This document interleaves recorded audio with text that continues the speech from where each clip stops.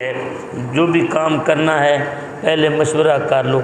तो जब हम मशवरा कर लेंगे तो इंशाअल्लाह हमारे लिए आसानियाँ भी अल्लाह पाक फरमा देगा। तो सबसे पहले सफ़र पर जाते हुए हमने क्या करना है? मशवरा करना है। करीम आका सल्लल्लाहु अलैहि वसल्लम अपने सहाबा के साथ हर काम में मशवरा करते थे, लेकिन मशवरा करते हुए हमने ये देखना है कि जिससे हम मशवरा कर रहे हैं क्या वो इस काबिल है कि उसके साथ मशवरा किया जाए। नबी पाक सल्लल्लाहु अलैहि वसल्लम इरशाद फरमाते हैं कि वला नादिमा मन इस्तशारा, जो बंदा काम करने से पहले मशवरा कर लेता है अल्लाह तबारक व तआला उसे शर्मिंदगी से महफूज कर लेता है। इसलिए ज़िंदगी में हमें सबसे पहले ये चीज़ अपनानी चाहिए कि कोई भी काम हमने करना है तो हम सबसे पहले क्या करें? मशवरा करें। मेरे आका सल्लल्लाहु अलैहि वसल्लम ने अपनी ज़िंदगी के मामलात में हमेशा मशवरे को आगे रखा, लेकिन नबी पाक सल्लल्लाहु अलैहि वसल्लम की सुन्नत के ऊपर अमल करने से पहले हमें ये देखना है कि जिससे हम मशवरा कर रहे हैं क्या वो मशवरे के काबिल भी है या नहीं है। हमने जिससे मशवरा करना है सबसे पहले उसकी दीनदारी देखिए, उसकी ईमानदारी और नेकी और इखलास देखिए। अगर आप ये इखलास समझते हैं उसके अंदर ये इखलास है और ईमानदार और अमानतदार है तो फिर उसके साथ मशवरा करें, वरना उसके साथ मशवरा कभी भी ना करें। क्योंकि मेरे नबी पाक सल्लल्लाहु अलैहि वसल्लम इरशाद फरमाते हैं इन्नल मुस्तशारा मुअतमनुन, कि मशवरा देने वाला अमीन होना चाहिए। ये अमीन यानी अमानत की ख़यानत करने वाला ना हो, बल्कि ईमानदारी के साथ जो सच्ची बात हो तुम्हारे सामने तुम्हारे फ़ायदे के लिए रखने वाला हो। अब सबसे पहली चीज़ हमें ये देखना है कि हमने मशवरा करना है। अगली चीज़ जो मेरे नबी करीम सल्लल्लाहु अलैहि वसल्लम का दीन हमें सिखाता है, हमने सफ़र पर जाने से पहले अपना मकसद सामने रखना है, अपना मकसद सामने रखना है। अगर हम थोड़ा सा गौर करें ना, हमने तो दीन को पढ़ना छोड़ दिया है। मैं बुखारी शरीफ पढ़ाने लगा तो बुखारी शरीफ में इमाम बुखारी रहमतुल्लाह ताला अलैह ने सबसे पहले बाब बांधा कैफ़ा काना बदउल वही। अब सबसे पहली हदीस पाक जो इमाम बुखारी ने लिखी ना, वो नीयत के हवाले से थी। इन्नमल आमालु बिन्नियात, अमाल का दारोमदार नीयत पर होता है। अब हम कोई भी काम करते हैं ना, सबसे पहले हमें अपनी नीयत दुरुस्त करनी चाहिए। मिसाल के तौर पर अब हम आ रहे हैं, घर से निकले, हमने जुम्मा पढ़ने के लिए आना है, हम ढेर सारी नेकियां फ़कत आते आते कमा सकते हैं। अगर हमें अपनी नीयत की इस्लाह का पता चल जाए कि हम कौन सी नेकियां कमा सकते हैं। आइए ज़रा सुनिए, यहाँ सबसे पहले जब हमने घर से बाहर कदम निकालने का इरादा किया, सबसे पहली चीज़ जो हमने सामने रखनी है वो ये है कि मैं अल्लाह की रज़ा की खातिर अल्लाह की इबादत करने जा रहा हूँ। और दूसरी नीयत आपने आना है, यहाँ पर वाज भी सुनना है, तो दूसरी नीयत आप अपनी ये कर लें कि मैं अल्लाह के नबी की हदीस सुनूँगा, अल्लाह के नबी के कुरान का मफ़हूम सुनूँगा। हज़रत अबू दरदा रज़ी अल्लाह ताला अन्हु के पास मदीना मुनव्वरा से एक बंदा आया। दमिश्क की मस्जिद में हज़रत अबू दरदा रज़ी अल्लाह ताला अन्हु बैठे हैं। वो बंदा जब आपको आकर मिला ना, तो हज़रत अबू दरदा रज़ी अल्लाह ताला अन्हु ने पूछा कि कैसे आना हुआ। उन्होंने कहा जी बस मैं फ़कत इल्म मुझे पता चला कि आप हदीस पाक बयान करते हैं, मैं वो हदीस पाक आपसे सुनने के लिए आया हूँ। हज़रत अबू दरदा फरमाते हैं ईमानदारी की बात बताओ, क्या तिजारत की गरज से नहीं आए? नहीं हुजूर, तिजारत की गरज से नहीं आया। क्या किसी रिश्तेदार को मिलने नहीं आए? नहीं जी। और कोई एक काम तो नहीं है? नहीं। फरमाया अगर तेरा ये मकसद है तो फिर मैं तुझे सुन हदीस पाक सुनाता हूँ। मेरे नबी पाक सल्लल्लाहु अलैहि वसल्लम ने इरशाद फरमाया कि बंदा जब घर से निकलता है उसकी नीयत ये है कि मैं दीन के इल्म की कोई बात सीखूंगा, मैं दीन का इल्म सीखूंगा, नबी की हदीस सुनूंगा या कुरान पाक का मफहूम और पैगाम सुनूंगा। तो मेरे पाक नबी सल्लल्लाहु अलैहि वसल्लम ने इरशाद फरमाया सक़लल्लाहु लहू तरीक़न इलल जन्ना, अल्लाह रब्बुल इज़्ज़त उसके लिए जन्नत का रास्ता क्या कर देता है, आसान कर देता है। अब गोया कि जब आप घर से निकले और आपने ये नीयत कर ली कि मैं नबी पाक सल्लल्लाहु अलैहि वसल्लम की हदीस पाक को सुनूंगा, तो आप जन्नत के रास्ते पर चल पड़े। और फिर ये भी हदीस पाक में आता है, मेरे करीम आका सल्लल्लाहु अलैहि वसल्लम इरशाद फरमाते हैं, जब बंदा घर से कोई भी तालिब इल्म हो, वो छोटा हो या बड़ा, लेकिन तलब इल्म उसका गर्ज और मकसद हो जाए, तो नबी पाक फरमाते हैं उसके लिए फरिश्ते अपने पर को बिछा देते हैं। तो हमने फ़कत इतना नीयत की, नमाज तो पढ़नी थी, साथ ये नीयत हमने कर ली कि इंशाअल्लाह जाएंगे और मदीने वाले की हदीस पाक और कुरान पाक को सुनेंगे, तो अल्लाह रब्बुल इज़्ज़त हमारे लिए ये दो चीज़ें कर देगा, जन्नत का रास्ता भी आसान कर देगा और अल्लाह पाक के फरिश्ते आपके लिए पर भी बिछा देंगे। अब यहाँ पर हमारे सामने सफ़र की गर्ज क्या होनी चाहिए। आपने सफ़र पर जाना है तो सफ़र पर जाते हुए आप अच्छी अच्छी नीयत कर सकते हैं। अब आपने आते हुए रास्ते में एक और भी नीयत कर ली, आप करते हैं कि जनाब अगर रास्ते में कोई ज़रूरतमंद मिल जाता है मैं उसकी मदद करूँगा, कोई माजूर मिल जाता है मैं उसकी मदद करूँगा, मोहताज मिल जाता है मैं उसकी मदद करूँगा, कोई भटका हुआ मिल जाता है मैं उसको राह दिखाऊँगा। अब जब इतना नीयत करके आप घर से निकले तो ज़रा सुनिए मेरे करीम आका जाने आलम नबी मुकर्रम शफ़ी मुअज़्ज़म सल्लल्लाहु अलैहि वसल्लम इरशाद फरमाते हैं कि जब तक बंदा अपने भाई की मदद में लगा रहता है तब तक अल्लाह रब्बुल इज़्ज़त की रहमत उसकी मदद में लगी रहती है। अब हम निकले थे नमाज़ पढ़ने के लिए, लेकिन कितनी नेकियां हमने कर ली। अब यहाँ पर आइए ज़रा एक और भी हदीस पाक सुनिए। हमने ये नीयत की कि जनाब घर से हमने नमाज़ पढ़नी है, नमाज़ पढ़ने के साथ साथ आपने देखा कि मस्जिद में इज्तिमा भी होता है, मस्जिद में लोग भी होते हैं। आपने ये नीयत कर ली कि मस्जिद में नेक बंदे अल्लाह के आते हैं, मैं नेक बंदों की ज़ियारत करूँगा, मैं नेक बंदों की ज़ियारत करूँगा।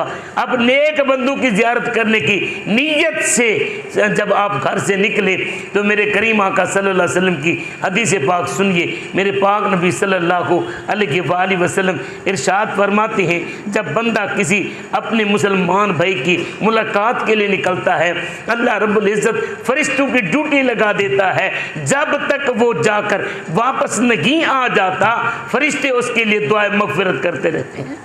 अब आप आए, इतना सी नीयत थी कि जनाब मैंने नमाज़ पढ़नी है, लेकिन साथ इसको भी आपने ऐड कर लिया कि वहाँ पर नेक बंदे होंगे, नमाजी होंगे, वह हाफिज़ होंगे, वह कारी होंगे, वहाँ पर बावुज़ू आने वाले, जुमा पढ़ने के लिए आने वाले नबी के आशिक और दीवाने होंगे, मैं उनकी ज़ियारत करूँगा।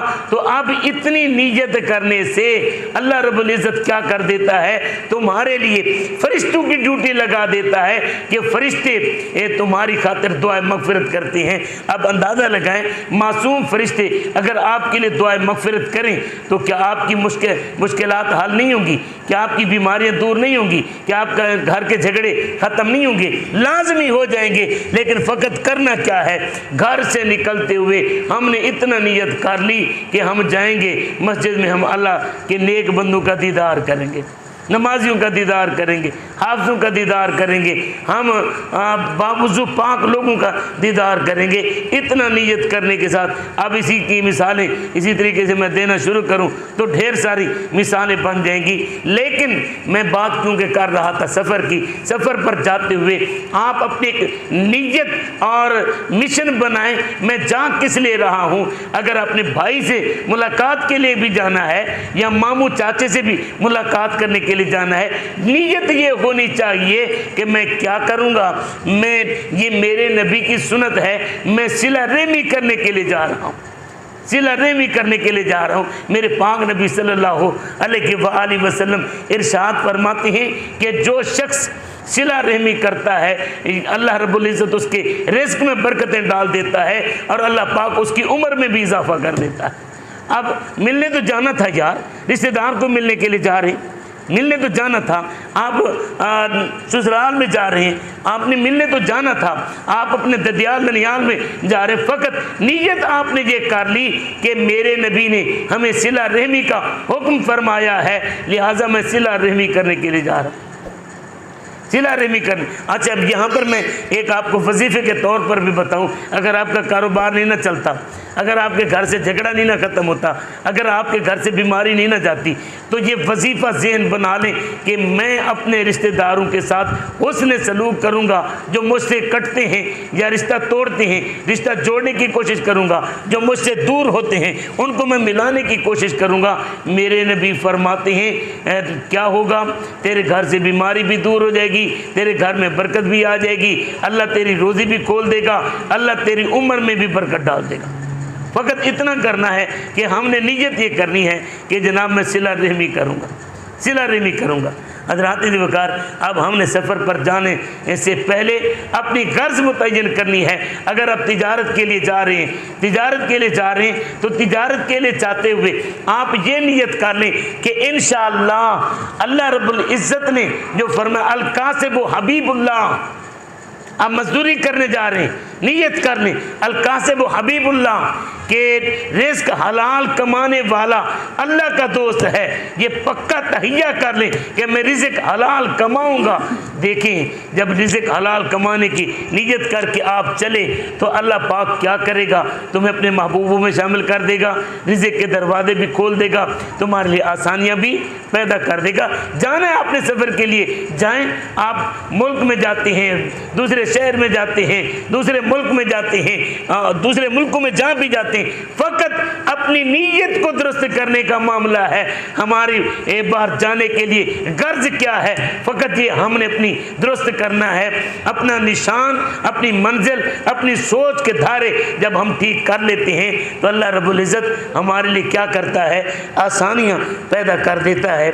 तो ये ज़हन में रखें कि हमने क्या करना है, अपने सफ़र का मकसूद और गर्ज अपने ज़हन में रखना है कि हमारा मकसद क्या होना चाहिए। अच्छा, एक बात और भी है, यहाँ पर हम शरई सफ़र इंसान पैदल चले या ऊँट पर सवार होकर, अगर 3 दिन की मुसाफत के ऊपर जा रहा है तो इंसान शरई मुसाफिर होता है, जहाँ इंसान के ऊपर कसर, नमाज कसर हो जाती है। इस सफ़र के लिए अगर इंसान निकलता है तो मेरे नबी करीम सल्लल्लाहु अलैहि वसल्लम का जो दीन हमें कहता है वो ये है कि इंसान घर से निकले। मेरे नबी फरमाते हैं कि सफ़र पर जाने वाला अपने घर वालों को इससे बढ़कर कोई चीज़ कीमती नहीं दे जाता जो उनके पास होते हुए 2 रकात नमाज ये सफ़र के रुखसती की जो पढ़ कर जाता है, इससे बढ़कर कीमती कोई चीज़ नहीं दे जाता। या आप जा रहे हैं सफ़र के ऊपर, आपने क्या किया, उनको राशन देकर गए, आप ज़रूरत के पैसे देकर गए, उनको घर के अंदर सारी सहूलतें देकर गए, ये अपनी जगह पर ये बहुत अच्छी चीज़ है, देकर जाना चाहिए। लेकिन मेरे नबी फरमाते हैं ये तेरा पैसे देकर जाना, तेरा सहूलतें देकर जाना, तेरा घर देकर जाना, तेरे राशन देकर जाना, तेरे अच्छे कपड़े देकर जाना, तेरे उनकी हिफाजत का बंदोबस्त करके जाना, आप बीमारी की सूरत में डॉक्टरों से बातें करके जाना, ये सारा अपनी जगह पर सबसे कीमती चीज़ जो देकर जा रहा है। जाते हुए सफ़र की अलविदाई 2 रकात नमाज नफिल घर में पढ़ कर जा, अल्लाह तबारक व तआला की तरफ से तेरे लिए, तेरे ख़ानदान के लिए ये सबसे बड़ा तोहफ़ा होगा। लेकिन हमें इन चीज़ों का पता ही नहीं कि हमने क्या करना है। 2 रकात नमाज नफिल फ़कत पढ़नी है घर से निकलते हुए। अल्लाह रब्बुल इज़्ज़त फरमाता है तेरा तोहफ़ा है तेरे घर वालों के लिए। और फिर यहाँ से जाते हुए मेरे पाक नबी सल्लल्लाहु अलैहि वसल्लम की जो आदत मुबारक थी ना, मेरे करीम आका सल्लल्लाहु अलैहि वसल्लम क्या करते थे, सफ़र पर जाते हुए एक काम तो ये करते थे कि हुजूर पाक अब मस्जिद में 2 रकात नमाज पढ़ कर जाते थे। और फिर दूसरा काम जो मेरे नबी का होता था, मेरे नबी अपनी शहज़ादी को मिल कर जाते थे। हमने निकलना है। अगर घर के अंदर बेटी है तो मुस्कराकर सुन्नत मुस्तफ़ा समझकर अपनी बेटी को देखकर चले जाओ, मदीने वाले की सुन्नत अदा हो जाएगी। मेरे नबी करीम सल्लल्लाहु अलैहि वसल्लम ने इरशाद फरमाया, मन आया सुन्नती इंदा फसाद उम्मती फलहु अज्र मिअत शहीद, के जो बंदा फितने के दौर में, बुराई के दौर में, बेहयाई के दौर में, जब दीन मिट रहा हो, जब दीन के ऊपर बुरा कड़ा वक्त आया हुआ हो, उस वक्त अगर बंदा मेरी एक सुन्नत के ऊपर अमल करे, मेरी एक सुन्नत को जिंदा करे, अल्लाह 100 शहीद का सवाब अता फरमाता है। इतना ही करना है ना कि जाते हुए 2 नफलें पढ़नी है, इतना ही करना है ना कि बेटी से मुलाकात करनी है, इतना करके आप जाएं तो सही, देखें अल्लाह पाक 100 शहीद का सवाब देता है, 100 शहीद का सवाब देता है। अब आगे ज़रा चलिए, मेरे करीम नबी सल्लल्लाहु अलैहि वसल्लम के दीन की जो तरबियत है, आप जाते हुए सबसे पहले मैंने हदीस पाक बयान की कि तातम मिनल अज़ाब, ये सफ़र अज़ाब में से एक अज़ाब है। अब हमने क्या करना है, जाते हुए तौबा करनी है। जाते हुए क्या करनी है, तौबा करनी है। अब तौबा करनी है, पता नहीं मेरे कितने गुनाह हैं, कितने गुनाह हैं। ये ज़िंदगी के 50 साल गुनाहों में तो गुजर गए। एक गुनाह मेरा मापियो वेखे देवे देश निकाला, लाख गुना मेरा मौला वेखे पर्दे पामण वाला। ये दुआ करो, अल्लाह करे बंदों के सामने ऐब ना खुले, न माँ माफ़ करते हैं, न बाप माफ़ करता है, सारी ज़िंदगी तानों में गुजर जाती है। हमने तेरी खातिर ये किया, हमने तेरी खातिर ये किया, हमने तेरी खातिर ये किया। वो मालिक कितना करीम है कि जिसने पानी की बूंद से बनाया, इतना खूबसूरत इंसान बनाने के बाद ज़िंदगी की सारी नेमतें, सारी सहूलतें देकर भी ये कहता है कि या अय्युहल इंसान मा गर्रका बिरब्बिकल करीम। ओए भूले भटके इंसान, ओए भूले बसरे इंसान, अपने रब से दूर जाने वाले इंसान, नमाज को छोड़ देने वाले, अपने रब के जिक्र को भुला देने वाले, ओए इंसान ये तो बता किस चीज़ ने तुझे तेरे रब से दूर कर दिया है? किस चीज़ ने, किस आकड़ ने, किस दौलत ने, किस नाज ने, किस चीज़ ने तुझे तेरे रब से दूर कर दिया है? भला बता तो सही। मेरे तेरे रब की तरह कोई तेरे ऊपर करम नवाजी करने वाला है क्या? तेरे रब की तरह कोई रिज़्क़ देने वाला है क्या? तेरे रब की तरह तुझे कोई बनाने वाला है क्या? तेरे रब की तरह तेरे ऊपर कोई मेहरबान है? तेरे रब की तरह 70 माओं से भी ज़्यादा प्यार करने वाला है क्या? है कोई जो तेरे ऐबों को भी छुपाए? है कोई ऐसा जो तेरे गुनाहों को भी माफ़ करे? है कोई ऐसा जो सुबह शाम 70 मरतबा आवाज़ दे और फिर ये कहे आदम मेरे बंदे मेरी रहमत तुझे सीने से लगा लेगी?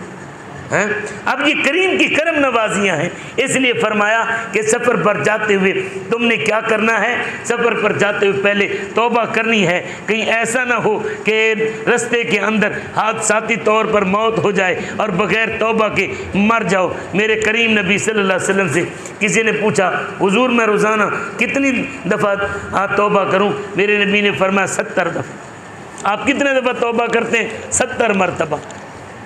अब यहाँ पर 70 मरतबा तौबा दिन के अंदर, 70 मरतबा तौबा दिन के अंदर। यार मासूम है, कोई गुनाह भी नहीं है।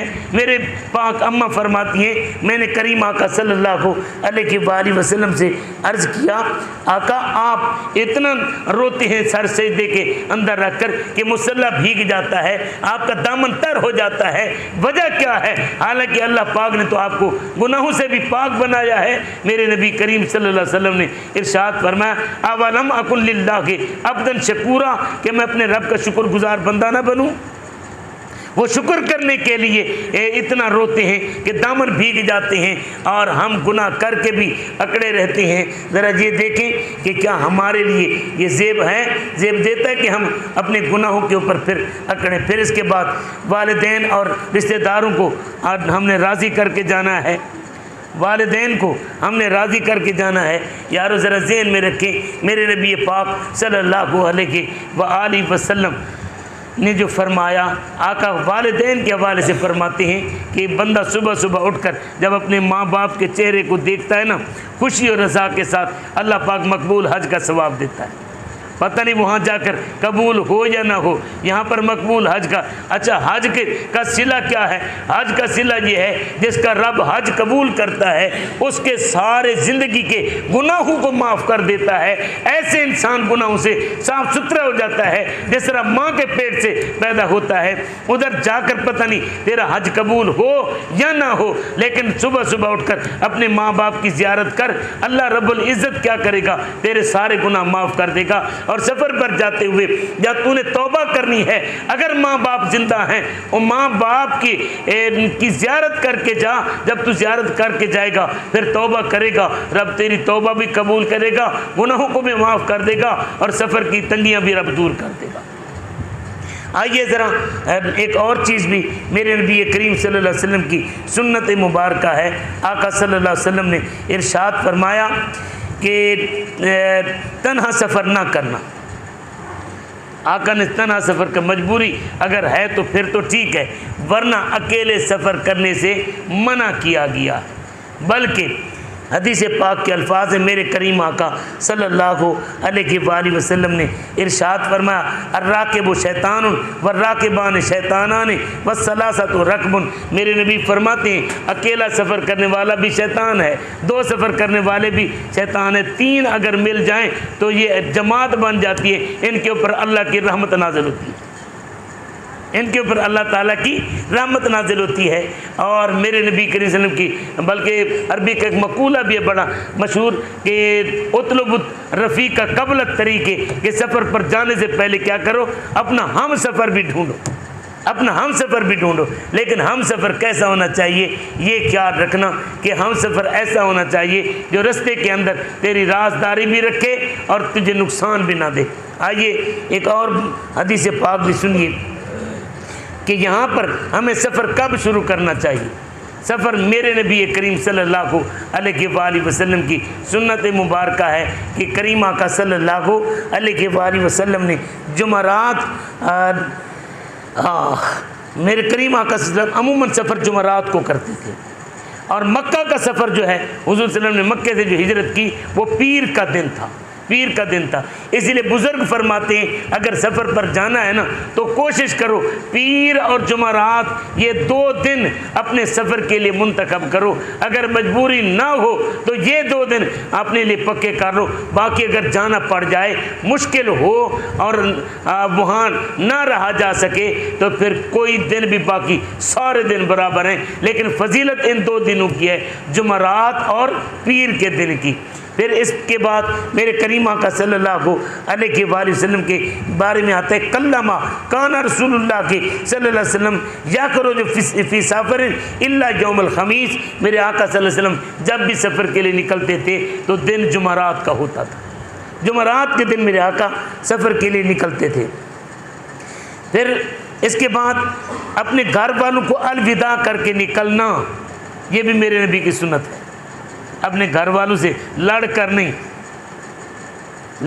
नहीं, बद्दुआएं लेकर नहीं, बल्कि क्या करके उनसे दुआएं लेकर अलविदा करके निकलना, ये मेरे नबी करीम सल्लल्लाहु अलैहि वसल्लम की सुन्नत मुबारक है। और जो फिर आपको अलविदा कर रहा है वो भी एक दुआ पढ़े, और जिनको आप अलविदा करके जा रहे हैं उनके लिए आप भी दुआ करें। वो दुआ क्या है, अस्तौदिउकल्लाह दीनका व अमानतका व खवातीम अमलिक। मेरे नबी ने दुआ फरमाई, अस्तौदिउकल्लाह, मैं तुझे अल्लाह के सुपुर्द करता हूँ, दीनका, तेरा दीन भी मैं अल्लाह के सुपुर्द करता हूँ, व अमानतका, और तुझे अमानत के तौर पर अल्लाह के सुपुर्द करता हूँ, व खवातीम अमलिक, और तेरे अमल के अच्छे अंजाम को भी अल्लाह के सुपुर्द करता हूँ।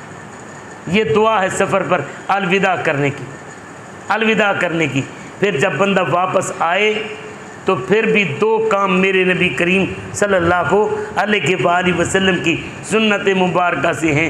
ये सलातुल कुदूम कहा जाता है। अच्छा, ये सफ़र के दौरान ना ये ज़हन में रखें कि पहले तो अपना हम सफ़र अच्छा नेक बंदा ढूँढें, नेक बंदा ढूंढें। वक्त ख़त्म हो चुका, लेकिन मैं ये कहना चाहूँगा सफ़र पहले मैंने बताया कि कहा गया कि उतलुब रफ़ीक़ क़ब्ल तरीक़े, सफ़र पर रवाना होने से पहले अपना हम सफ़र देख लो।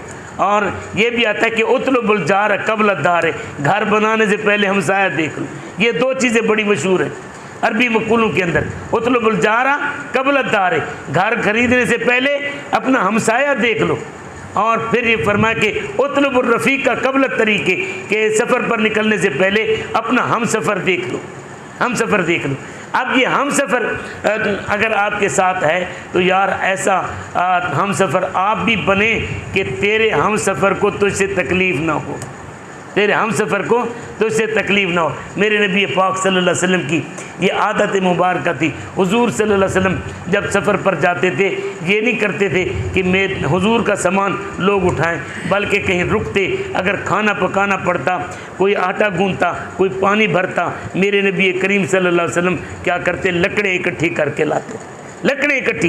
ये नहीं है कि अमीर बनकर बैठना है। और आखिरी चीज़, सफ़र के दौरान अगर आप 2 या 3 बंदे भी हैं तो उनमें से एक को अपना अमीर बना लें, एक को अपना अमीर बना लें। ये मेरे नबी करीम सल्लल्लाहु अलैहि वसल्लम की सुन्नत मुबारक है। फिर उसकी अमारत में उसके कहने पर चलना भी है। पहले अमीर बनाए चुन कर, फिर चुन जब लिया फिर उसकी इताअत करनी है। मेरे नबी करीम फरमाते हैं कि अपने अमीर की इत्तिबा करो, अगर जो चिपटे से सर वाला भी क्यों ना हो, अमीर की इत्तिबा करनी। जब वापस आए घर में तो जो चीज़ करनी है, सबसे पहले सलातुल कुदूम पढ़नी है। मेरे नबी करीम सल्लल्लाहु अलैहि वसल्लम की ये आदत मुबारक थी। हुजूर सल्लल्लाहु अलैहि वसल्लम वापस आते, 2 रकात नमाज नफिल पढ़ते, थोड़ी देर मस्जिद में बैठते, फिर इसके बाद सैयदा तैयबा ताहिरा सैयदा फातिमा ज़हरा से मुलाकात करते और फिर अपने काम काज या अपने घर को जाते थे।